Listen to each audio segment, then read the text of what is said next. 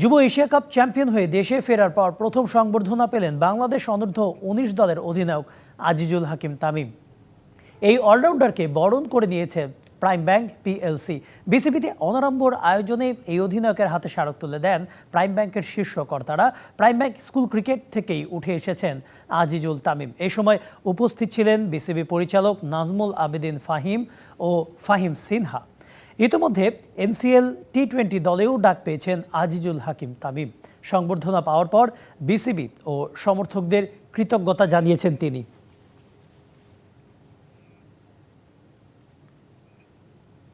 Final আগে যে semifinal ম্যাচটা খেলছিলাম সেখানে আমরা পাকিস্তানের মন যারা কিনা টুর্নামেন্টের বেস্ট খেলছে তাদেরকে আমাদের বোলিং সাইডে আমরা 116 রানে বা 17 রানে অল আউট করছিলাম।